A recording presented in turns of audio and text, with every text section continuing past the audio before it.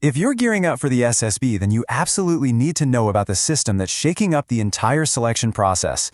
Today, we're doing a deep dive into the Computerized Stage 1 Selection System, or CSSS. Think of this as your personal guide to understanding exactly what this new test is all about. So just imagine the challenge military assessors have, right? They're looking at a huge sea of talented candidates. How do you possibly find the ones who have that genuine spark of leadership? It's not just about good grades or being physically fit. It's about something much deeper. And that's the exact problem the CSSS was designed to solve. And the CSS is the modern answer. It's this advanced screening tool, but really, it's so much more than just a test. It's an integrated system. And what it does is it looks at two crucial things at the exact same time: your raw mental horsepower and your core personality. The whole goal is to spot potential leaders with way more objectivity than ever before. So, what does this integrated system actually look like? This is super important to get right. This is not two separate tests bolted together. Nope, the CSSS is a single, unified assessment. It uses two interconnected layers to build a complete 3D profile of you as a candidate. Okay, so you're going to be facing about 190 questions in total, and you've got roughly an hour and a half to get through them. Now, that time limit isn't just random. The pressure is part of the design. It's meant to simulate those high-stakes moments where officers have to think clearly and make good decisions fast.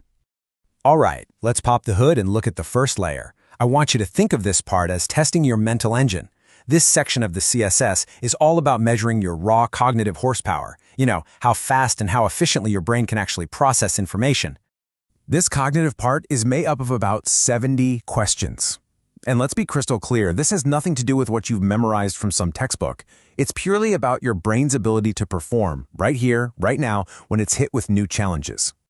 So what exactly are they measuring here? Well, it's things like your ability to see and understand spatial relationships. It's your working memory, how much information you can hold and juggle at once. It's how you process language, how quickly you can spot visual patterns, and even how well you can pick out details and sounds. Each one of these is a critical skill for an officer who has to think on their feet. And this quote just nails it. This is not a knowledge quiz. The system is built from the ground up to see how you think on your feet. It's all about how quickly you can take in information, figure out what it means, and then act on it. That's the whole game right there. Okay, so that's the engine. Now let's move on to the second layer, and you'll see how this all connects. If that first part was your engine, think of this part as your navigation system. This is the personality assessment, called OPAM, and it's basically designed to map out your leadership DNA, to see how you guide that powerful mental engine. And get this is the bigger portion of the test, with around 120 questions. That number alone tells you just how much importance they're placing on personality. This section is a really deep dive into who you are, trying to see if your natural instincts and behaviors line up with what it takes to be an officer. Specifically, the system is on the hunt for what are called officer-like qualities, or OLQs.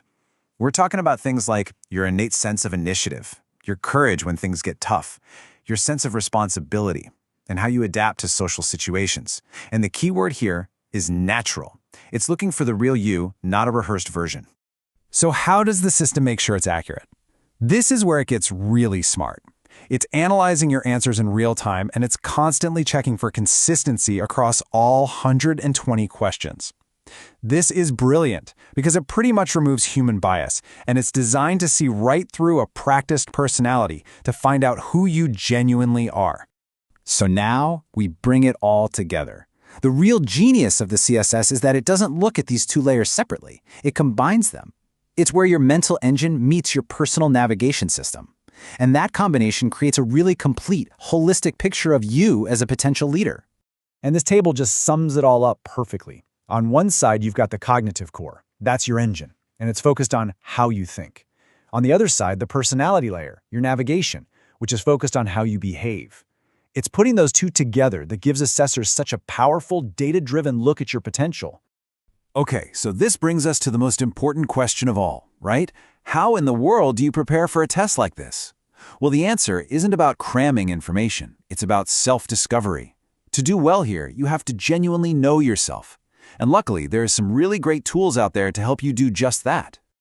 First up, there's something called the 16PF. It looks at 16 different personality factors, things like your emotional stability and social boldness. Understanding these can show you your default settings in different situations, which is exactly the kind of insight the CSS is trying to find. Next is one you've probably heard of, the MBTI. This tool is fantastic for understanding your own preferences when it comes to making decisions and interacting with people. Knowing if you're naturally more introverted or extroverted, or a thinker versus a feeler, can give you a much clearer picture of your personal leadership style. Then you have the Big Five, also known as the Ocean model.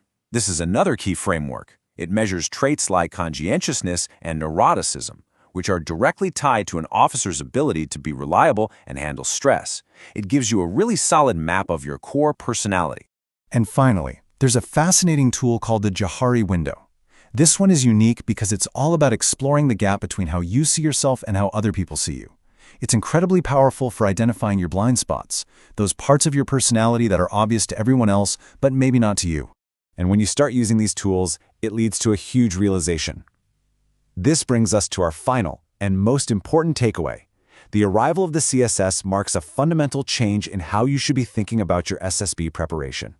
The old ways just aren't going to cut it anymore.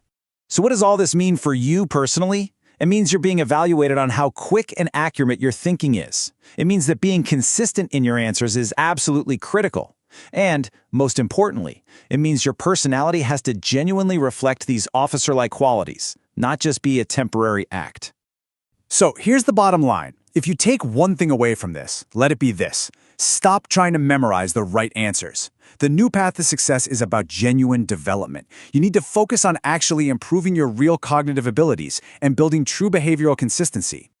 At the end of the day, the CSS is designed to find out who you really are. So the final question isn't whether you can pass a test, but whether you are ready to show who you truly are.